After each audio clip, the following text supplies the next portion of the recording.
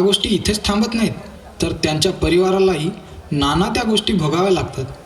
आम्ही अणुविद्युत व दूरसंचार विभागातर्फे सादर करीत आहोत अशाच एका सैनिकाची शौर्यगाथा, ज्याचे नाव आहे रणजित, जो तब्बल 2 वर्षांनी सुट्टीचा अर्ज घेऊन जातो आणि जवानांनो, आपल्याला सतर्कतेचा इशारा मिळाला आहे, त्यामुळे आपल्याला अजून एका मिशनची तयारी करावी लागणार आहे. May I come in sir? Come in. Jai Hind sir. Jai Hind. ये रणजित, तुझीच वाट पाहत होतो. आपल्याला गुप्तचरांकडून एक टीप मिळाली आहे. आपल्या एका बेस कॅम्पवर दुश्मन तुकडी हमला करणार आहे, त्यामुळे कुणालाही सुटीची परवानगी मिळणार नाही. चला तर मग आपण आपली रणनीती ठरवूया.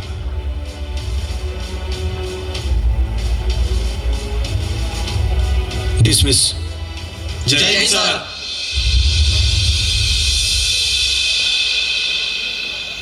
स्वतःच्या वैयक्तिक जबाबदाऱ्यांच्या वर त्याला देशाप्रतीचे कर्तव्य मोलाचे आहे. जातो.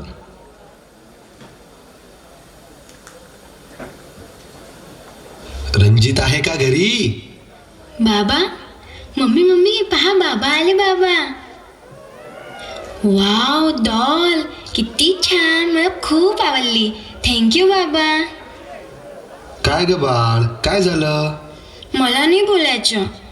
काय झालं माझ्या शहाण्या बाळाला? सांग, काय झालं? मला ना तुमच्यासोबत शाळेत जावंसं वाटतं. माझ्या मैत्रिणीचे बाबा त्यांना रोज शाळेत सोडायला येतात, तेव्हा मला तुमची खूप आठवण येते. तेजू तिच्या सायकलवर शाळेत येते आणि माझी सायकल तर नुसतीच पडून असते. सांगा ना बाबा, शिकवाल ना मला तुम्ही सायकल? हो ग, का नाही शिकवणार? अजून तो आर्यन आहे ना, तो त्याच्या आईबाबांसोबत वॉटर पार्कला फिरायला गेला होता. तिथे खूप साऱ्या लाईट्स आहेत. आपण पण जाऊ कुठेतरी फिरायला. हो बाळा, नक्की जाऊया या वेळेला आपण फिरायला. प्रॉमिस? प्रॉमिस. चला. झाल्या का तुमच्या कंप्लेंट करून? बाबांना फ्रेश होऊ द्या आता. अरे हवालदार साहेब आहेत का घरी? तुमची पोस्टिंग ऑर्डर आली आहे. अरे केशव, कधी आलास? ये बस. अरे नाही, आज थोडी घाई आहे. हे फक्त लेटर द्यायचे होते. काय करताय ग सानुली? काका चला, मला हे कुलूप लावून द्या ना. अगं सांग तरी काय झालं ते. नाही, आधी मला कुलूप लावून द्या. बरं दे. आता तरी सांग, काय गंमत करते तू तर. केशव काका, बाबा खूप दिवसांनी घरी आले. आता मी त्यांना जाऊच नाही देत. आता ते घराच्या बाहेर कसे निघतात तेच पाहते मी. भास्कर आणि शामू पहाराच्या ठिकाणी रिपोर्ट करतात आणि रणजित डोळे उघडतो. Shamu and Bhaskar reporting sir. चला रणजित महाराज, थकले वाटतं तुम्ही पहारा देऊन. अरे, तुमच्या डोळ्यात हे पाणी? अरे काही नाही, जरा खुशीची आठवण येत होती. सायंकाळी बॉनफायर पेटवून चर्चा सुरू होते. तेवढ्यात राजेश पत्र वाचत बाहेर येतो आणि ऐका, मी बाप झालो. अभिनंदन. जेव्हा खुशी झाली होती, माझी पण पोस्टिंग लद्दाखला होती. माहितीये तेव्हा काय झालं? डॉक्टर रेग्युलर चेकअपसाठी येते आणि नर्स विजयाची फाईल डॉक्टरला दाखवते आणि विजयाला बोलते. का हो मॅडम, अशा अवस्थेत तुम्ही एकटं कशा? कुठे आहे तुमचे मिस्टर? ए बाई, काय जिभेला हाड आहे तुझ्या? तू काय बोलते कळते का तुला? आज माझा मुलगा सीमेवर दिवस रात्र तुमचं रक्षण करत आहे आणि तुम्ही लोक असे विचार करताय? Sister, behave yourself. बोलताना थोडं तोंड सांभाळून बोलायचं. मॅडम, चुकलं माझं, मला माफ करा.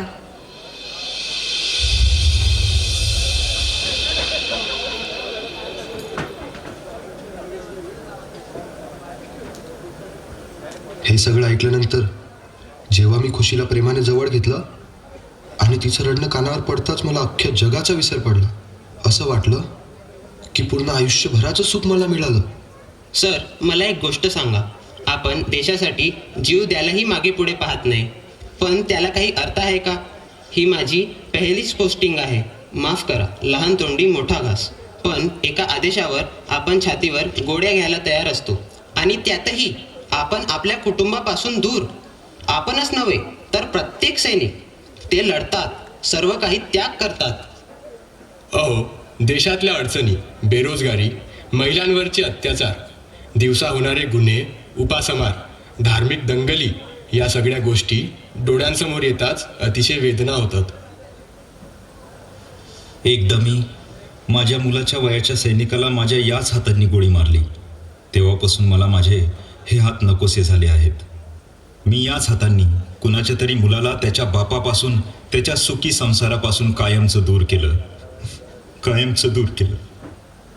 गोपी सर, शांत व्हा. घ्या, पाणी प्या. उस्ताद, तुमचं काय म्हणणं आहे याबद्दल? मी शेवटी समोरचे पण आपल्यासारखीच माणसं आहेत. त्यांची पण आपल्यासारखीच तळमळ आहे. घरच्यांच्या फोटोला मिठी मारून तेही झोपतात. घरून पत्र आल्यावर तेही आपल्या एवढेच रडतात. आणि देशप्रेम हेही आपल्या एवढंच असावं. इथे आपली फक्त एकच जबाबदारी आहे, आणि ही जबाबदारी आपल्यावर टाकली आहे त्या प्रत्येक देशभक्ताने, जो आपल्या या देशासाठी शहीद झाला. प्रत्येकाने, ज्याने देशासाठी गोळी खाल्ली. हो, असतील या देशात समस्या, पण त्यावर काम होत आहे ना. हळूहळू लोकांना समजत आहे की देशाला स्वतंत्र करण्यासाठी धर्म पाहून लोक एकत्र आले नाहीत.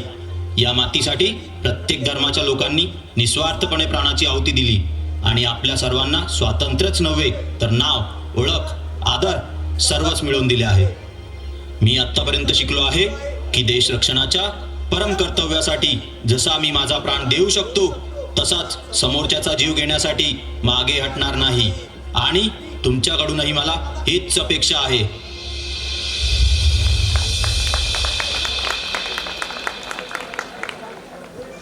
बाहेरून पहारा देणारा एक सैनिक धावत येतो आणि कॅप्टनला एक संदेश देतो.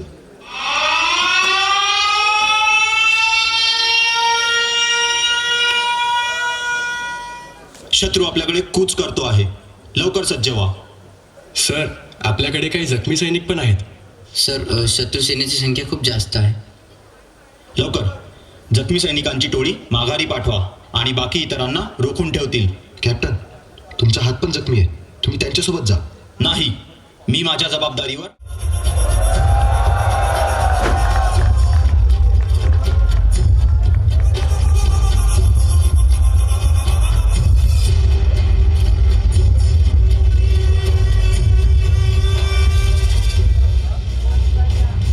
युद्ध सुरू होते आणि सर्व मिळून शत्रूला थांबवण्याचा काठोकाठ प्रयत्न करतात.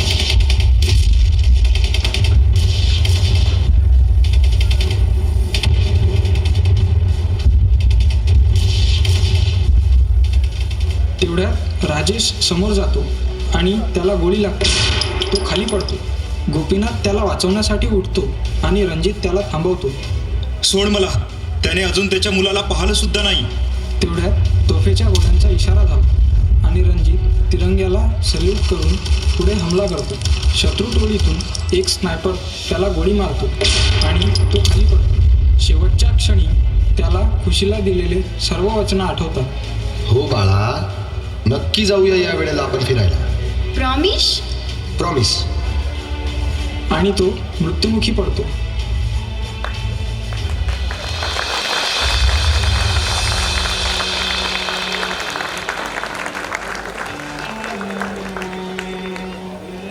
तुझ्या बाबांच्या या शूर बलिदानासाठी त्यांना या मेडलनी सन्मानित करण्यात आले. ही घे तुझ्या बाबांची शेवटची आठवण. अशी असते प्रत्येक सैनिकाच्या बलिदानाची शौर्यगाथा.